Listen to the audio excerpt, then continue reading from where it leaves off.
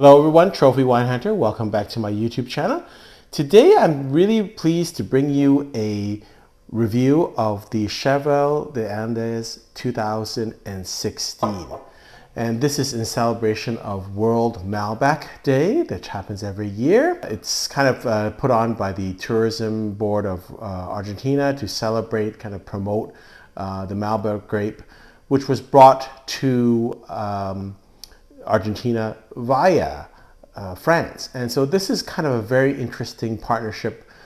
This winery is basically called the Grand Cru of the Andes, and it's a joint venture that was established in 1999 between Chateau Cheval Blanc and Terrazas de los Andes, which is one of the premier wineries in Argentina who specialize in cool climate, high altitude winemaking in Argentina.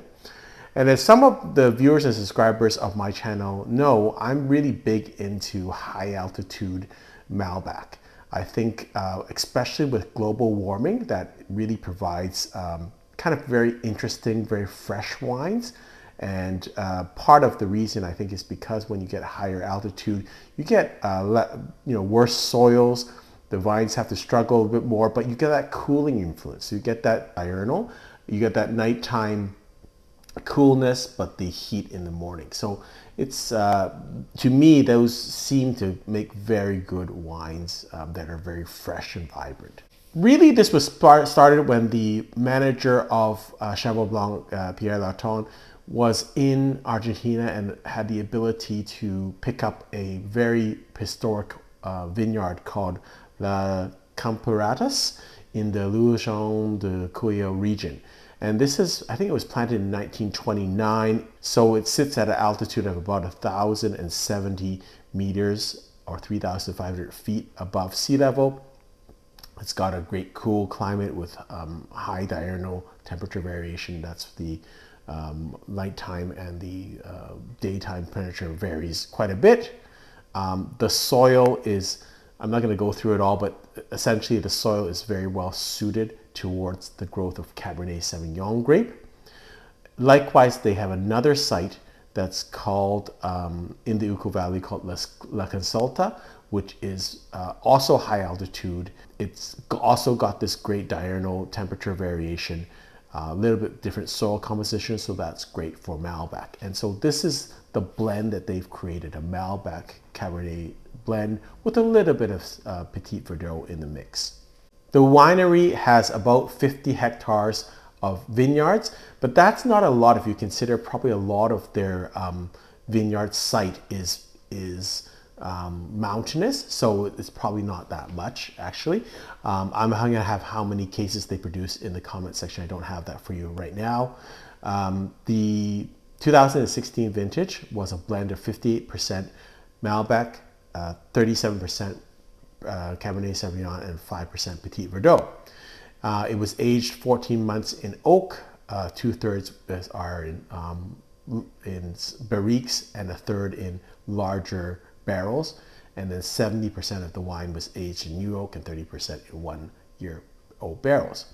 I really like this wine because it speaks to the terroir. So in general, when I see these Bordeaux blends, I actually like when they kind of use some of the local grapes. So for instance, in Tuscany, I like the idea that some of the Super Tuscans use Sangiovese, because that's kind of unique. It speaks to the region. Likewise with in China with Longdai, they use some Marcelin. It's not just straight a Bordeaux blend, it's a variation of Bordeaux blend, because if you're going to just do straight Bordeaux blend, then why don't I just drink Bordeaux wines? I like this idea that they've kind of used that localized grape to create something a bit different. So you're not going to get, even though it's kind of a Bordeaux blend in terms of there is a blending in it, it's not going to taste anything like a Bordeaux, which is what you want. And it's kind of going to be the Bordeaux-esque quality, but an Argentinian spin to it, which I really like that idea. This is not an inexpensive wine. I bought it in the US retail and then brought it across slowly. My cost is around $125 a bottle after tax. If you're in US, I would guess it's probably $40 or $50 wine. I'm not so sure, but it's not inexpensive compared to some of the other Argentinian Malbecs that you have. Having said that, again, the quality is there, and it is from a partnership from the two great wineries, and also the quality. And so this partnership started in 1999, and it does take some time. So I have had Cheval Blanc and Terrazas when it first began, maybe in the mid 2000s. It was okay. It was kind of more like a mid-level wine, but I think over the last couple of years, the vines have kind of matured. The winemaking technology has matured. They've kind of understood the terroir and the blending, and it takes a while for a winery to get it right, sometimes up to 10 years. And I really think with the last couple of years, particularly starting with the 16 vintage, they're really understanding the grape varietal and the terroir and the blending very well. And I think you're going to see this price continue to rise. Cheval Blanc and Terrazas is going to be a premier wine in Argentina, and I think it's only going to get better and better. It's already got some very, very high ratings over the last couple of years, and I don't think the price is really appreciated that much, so there might be some deals here, and I guess people have to get used to paying this much for Argentinian wines, just like they had to get used to paying for Chilean wines, but the quality is there. I mean, there's no doubt that the quality is there in this wine. The only thing is, if you look at the label, it's not the greatest label in the world. I think it's simplistic, it's great, it's minimalistic, but to me, it doesn't really have the same, I guess, appeal as a Cheval Blanc label. So maybe they could work on the marketing a little bit on that. Let's go to the tasting of the wine. I will let you know I've had this wine many times before over various occasions. Always loved it. I had this open a day ago, and this is the second day, and it's been in the fridge, so it should be well aired at this point. So on the nose, it's got some floral components, but some red berries, small red berries. I want to say almost raspberries or some wild berries. Very fragrant, very continental in terms of the taste of the aromas. Very different than what I would expect from a Bordeaux blend, and even different from Malbec. Malbec is a lot of times a little bit more toasty, tobacco-y, a little bit darker fruit. This is kind of almost floral red fruit.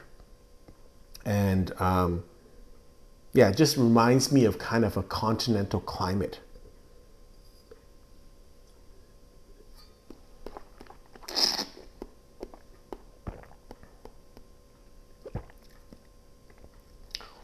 On the taste, really nice balance. That's all I can say. The first thing you notice is balance. The second thing you notice is some chocolate and the resemblance that it has to the texture of Cheval Blanc. Because Cheval Blanc is very well known for its smoothness on the palate. This wine achieves that. Very different in terms of the taste profile. It's more red fruit, almost some licorice, which viewers know I'm not crazy about, but I do taste it in this wine. Again, kind of red berries, wild berries, raspberries, with a hint of oak and some licorice. But it's that and some chocolate or cocoa at the aftertaste. But the balance, the texture of this wine is very, very reminiscent of Cheval Blanc. When I taste it, that's what it reminds me of. The first thing I notice on this is the texture. It's a very smooth, silky, chocolatey texture, which is very reminiscent of Cheval.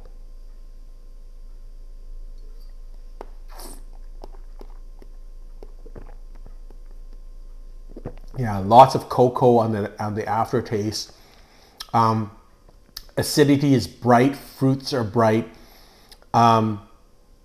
I had some ideas about this before I did this video, but it's actually tasting really nice today. It's got a little bit of potpourri smell to this also, and a little bit of cinnamon actually on the aftertaste too. Almost, it reminds me of, you know, when you have a cocoa, like the Mexican hot chocolates with a little bit of spice in them, or some cinnamon, or that's what it kind of reminds me of in the aftertaste. Really kind of silky smooth. I would say it's quite balanced. I wouldn't, it's not heavy tannins, it's kind of mild tannins, medium bodied, but really the balance of this wine is what makes this so attractive. So silky smooth at such a young age. I think it can last. I think it's not going to last 20 years like Cheval Blanc, but I think in this vintage it probably lasts another 5 to 7 years easily without any problem. Now you have to understand this is also the second day I've had this wine, so you know, the first day obviously was much more tannic, but really enjoy this wine. I think this is probably one of the top Malbecs out there, or Malbec blends. The other wine that comes to mind from Argentina is the Cantina Zapata's Argentina wine. I think that's a really top-end wine too, that's comparable to this wine. Although I think that wine's even, I think, twice as much as this wine. So that's why I think the price-value ratio on this wine is very, very good. And I can see this going up in value. I don't have the rating of this wine, so I'll have it in the comment section, but it's really high. For my taste, I'm going to say 93 points, but with a arrow up, because I think it could go up higher. I'm just not used to giving 95, 96 point ratings to Argentinian wines, but this is a really nice example of an Argentinian wine. Great to drink on World Malbec Day. Hope you've enjoyed this video. Until next time, happy drinking.